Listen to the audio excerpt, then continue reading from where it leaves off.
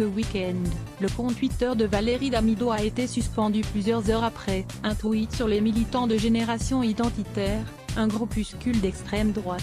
Ce week-end, l'association organisait une opération anti-migrants dans les Hautes-Alpes visant à empêcher les migrants de passer la frontière italienne en prenant possession du col de l'Échelle. Après une ascension en raquette, les membres de Génération Identitaire ont matérialisé une frontière symbolique à l'aide de grillages en plastique.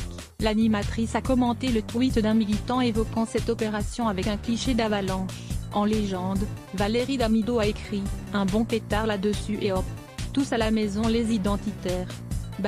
Twitter. Une avalanche de signalés mène une réponse peu appréciée par de nombreux militants d'extrême droite, qui auraient signalé massivement le compte de l'animatrice, comme le relate Jean-Christophe Piau, un internaute, lui aussi impliqué dans cet échange.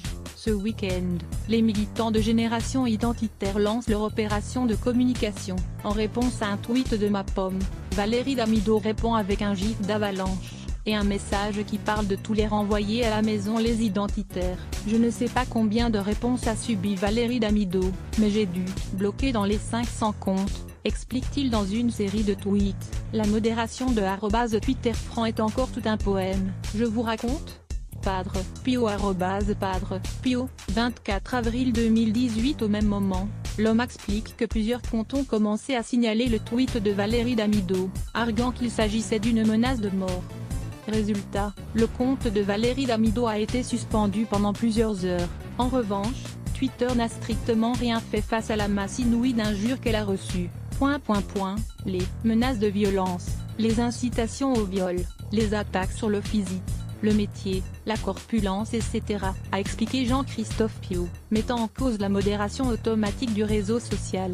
Depuis, le compte Twitter de Valérie Damido a été réactivé. Résultat, le compte de @DamidoTeValerie est suspendu depuis hier, elle ne peut rien faire dessus. Padre Pio Padre Pio, 24 avril 2018. Une modération souvent remise en cause. 2016, l'Union des étudiants juifs de France et SOS Racisme avait assigné en référé Twitter, YouTube et Facebook pour non-respect de leurs obligations de modération légale qui imposent aux hébergeurs de supprimer dans un délai raisonnable les contenus manifestement illicites.